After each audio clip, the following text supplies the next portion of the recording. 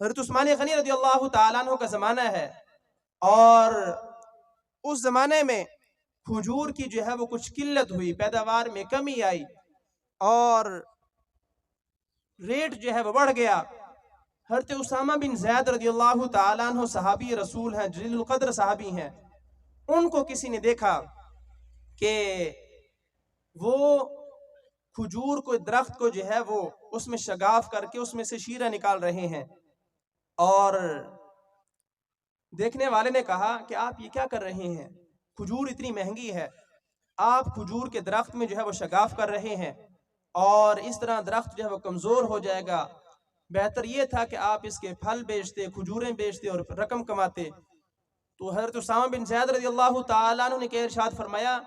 فرمایا کہ میری ماں نے کھجور کے درخت کے شیرے کی جو ہے مجھ سے چاہت کا اظہار کیا، مانگا کہ میرا دل چاہتا ہے کہ میں کھجور کے درخت کا جو ہے وہ شیرہ نوش کروں، تو میں کوشش کرتا ہوں کہ میں اپنے ماں کی ہر خواہش کو پورا کروں۔ مجھے یہ فکر نہیں ہے کہ میں اس درخت میں سے جو ہے وہ شیرہ نکال لوں گا تو یہ درخت کمزور ہو جائے گا، پھلوں میں کمی آئے گی، میرا نقصان ہوگا۔ مجھے یہ خوشی ہے کہ میں اپنی ماں کی خواہش کو پورا کر رہا ہوں، میں اپنی ماں کی طلب کو جو ہے وہ پورا کر رہا ہوں، مجھے اس پر جو ہے فخر ہے اور اعزاز ہے اور میں اس پر خوش ہوں۔ تو والدین پر خرچ کرنا، ان کے ساتھ حسن سلوک کے ساتھ پیش آنا، یہ بہت بڑی سعادت ہے، اور یہ نبی کریم صلی اللہ تعالی وسلم کا حکم بھی ہے۔ حضرت معاویہ بن جاہمہ رضی اللہ تعالیٰ عنہ فرماتے ہیں کہ میرے والد جاہمہ نبی کریم صلی اللہ تعالی وسلم کی بارگاہ میں حاضر ہوئے اور عرض کی، یا رسول اللہ اردت ان اغزو وقد جئت استشیرک، یا رسول اللہ صلی اللہ تعالی وسلم، میرا یہ ارادہ ہے کہ میں آپ کے لشکر میں شامل ہو جاؤں اور جہاد کروں،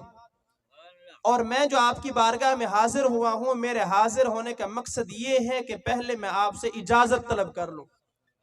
اب حضور نبی کریم صلی اللہ تعالی وسلم نے ارشاد فرمایا، فقال هل لك امک، حضور نے فرمایا کیا تیری ماں زندہ ہے؟ تو قال نعم، انہوں نے عرض کی یا رسول اللہ جی ہاں میری ماں تو زندہ ہے۔ قال فالزمها فإن الجنة عند رجلها، فرمایا کہ جا کے ماں کے قدموں کو چمٹ جا، اس لیے کہ اللہ نے جنت کو ماں کے قدموں میں رکھ دیا ہے، جنت جو ہے وہ تمہیں ماں کے قدموں میں نصیب ہوگی، جا اپنی ماں کی جا کے خدمت کر اور جا کر جنت کما۔ اور ایک روایت میں ہے کہ نبی کریم صلی اللہ تعالی وسلم نے ارشاد فرمایا، راغم انفہ راغم انفہ راغم انفہ، رسوا ہوا، ذلیل ہوا، تباہ و برباد ہوا، وہ 3 دفعہ یہ فرمایا۔ صحابہ اکرام رضی اللہ تعالی عنہم اجمعین نے عرض کیا، یا رسول اللہ صلی اللہ تعالی وسلم آپ کس کے متعلق ارشاد فرما رہے ہیں؟ فرمایا کہ وہ بندہ جس کے والدین زندہ ہوں یا ان دونوں میں سے کوئی ایک زندہ ہو، وہ پھر بھی اپنے آپ کو جنت میں داخل نہ کرا سکے، فرمایا کہ اس سے بڑا بھی کوئی بدقسمت ہو سکتا ہے؟ والدین جنت میں داخلے کا ذریعہ ہیں، تو جس کے والدین زندہ ہوں اور وہ پھر بھی ان کی خدمت کر کے جنت میں داخل نہ ہو سکا، فرمایا وہ تو تباہ ہو گیا۔